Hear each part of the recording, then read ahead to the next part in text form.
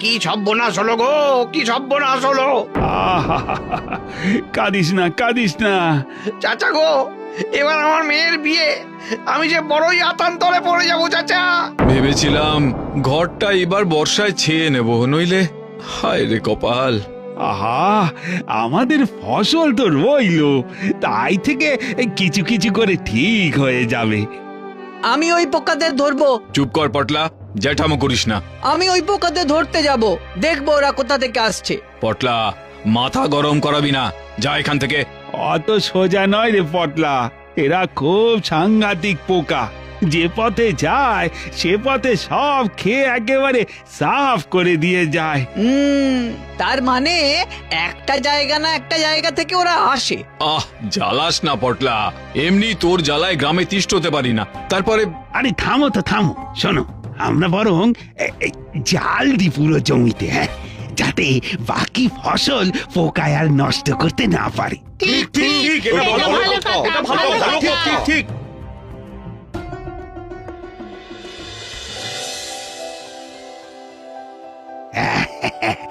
এবার সব পোকা এই জালেই ধরা পড়বে। হ্যাঁ, আমিও দেখবো বেটাগুলো কেমন দেখতে, তককে তককে থাকতে হবে।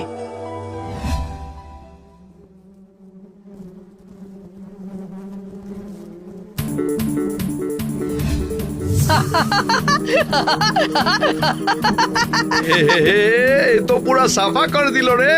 हाय हाय हाय मेरा माता, हाय हाय हाय। ওই তো পোকার দল। দাঁড়া, পেয়েছি, আমি তোদের ছাড়বো না, কিছুতেই না। ধান খেয়ে চাষিদের ক্ষতি করা কিছুতেই মেনে নেব না। দাঁড়া দাঁড়া।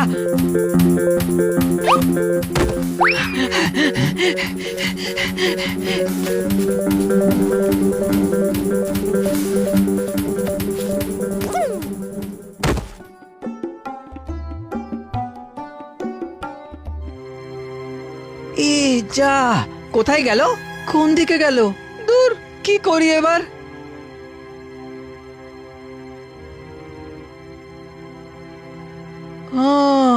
তার মানে যে পথে গেছে সে পথে সব গাছ খেতে খেতে গেছে। ওই খাওয়া গাছ লক্ষ্য করে এগোলেই ওদের দেখতে পাবো।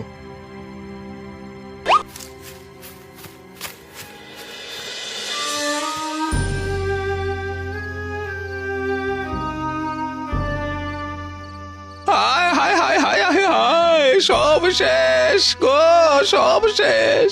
মাঠকে মাঠ, ফসল উজাড় হয়ে গেল, এখন না খেয়ে মরতে হবে গো। এই এক পোকার জন্য সারা গ্রামের মানুষ না খেয়ে মরবো। একটু জল দেবেন, খুব জল তেষ্টা পেয়েছে। হ্যাঁ বাপ, দেই।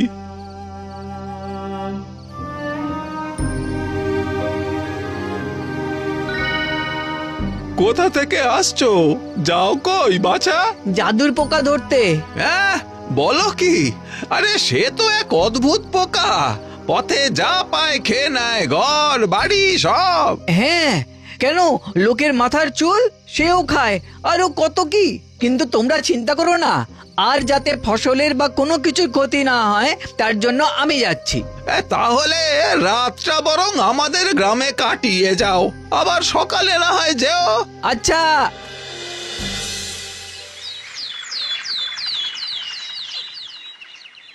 এই দুটো রুটি আর গুড় রাখো, পথে খেও। আচ্ছা, আসি।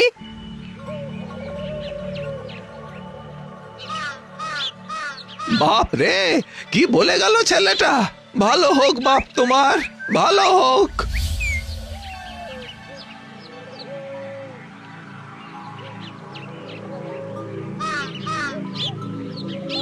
যেখান দিয়ে পোকারা গেছে সব খেতে খেতে গেছে। বাকি চারপাশ হচ্ছে গভীর জঙ্গল, তার মানে এরাই একটা পথেই যাতায়াত করে। বাপরে মাগো, এই যা যা যা, হুশ হুশ হুশ। বাপরে, খুব জোর বেঁচে গেছি। নিজেকে বাঁচাতে হলে শুধু আকাশের দিকে তাকিয়ে চললে হবে না, চারপাশটাও নজর রাখতে হবে। বাবারে, গুড় রুটি তো সে কখন হজম হয়ে গেছে, এবার তো খিদেতে একেবারে পেটে নাড়ি ভুড়ি মোচড় দিচ্ছে।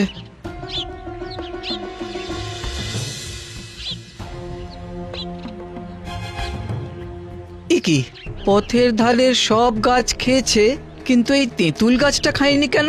একটা গাছ একলা কেমন ভূতের মতো দাঁড়িয়ে আছে, অদ্ভুত তো। এই গাছটা পোকারা ছেড়ে দিল কেন? কে জানে, পোকাদের মর্জি।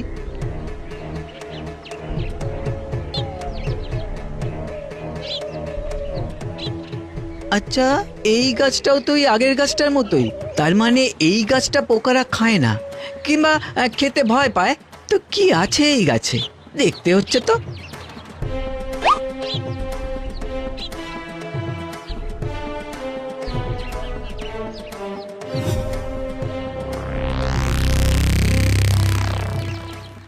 ও, বুঝেছি, এই গাছ হলো পোকাদের জম। মানে এই গাছের পাতায় এমন কিছু আছে যা পোকাদের মেরে ফেলে।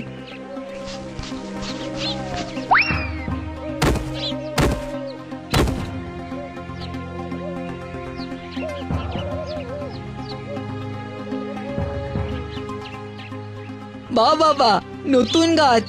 হ্যাঁ, এইবারে আমি আসছি জাদু পোকার দল, তোমাদের জম।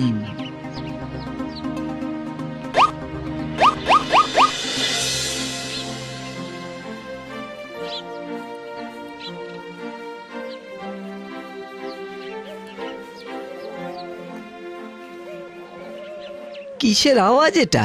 আচ্ছা, ওই পোকাদেরও তো এমনই আওয়াজ ছিল। ওরে বাবা, এই যারা গাছ কাঠ জাল চুল সব খেয়ে ফেলছে, তারা তো মানুষ পথে পড়লে খেয়ে নেবে। বাপরে, এবার কি হবে? না না, কিছুতেই ওদের পথের সামনে বা ওদের মুখের সামনে পড়া যাবে না, লুকিয়ে থেকে দেখতে হবে।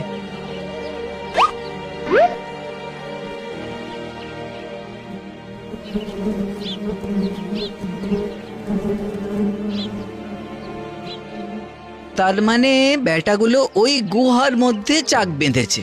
যদি কোনোভাবে ওই গুহার পথটা বন্ধ করে দেওয়া যায়, তাহলে আর বেটাগুলো বেরোতেই পারবে না। এই পাতা গাছটা যদি পারে। ওই বাস, আরো আসছে।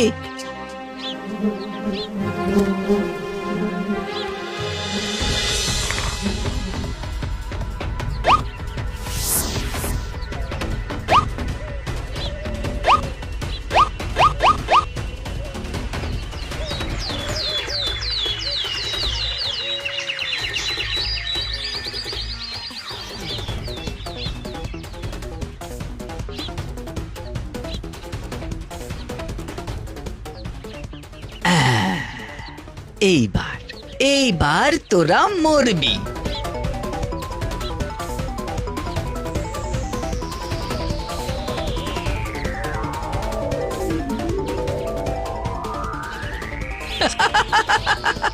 মরেছে মরেছে, এবার বেটাদের বংশ নিঃশেষ করব।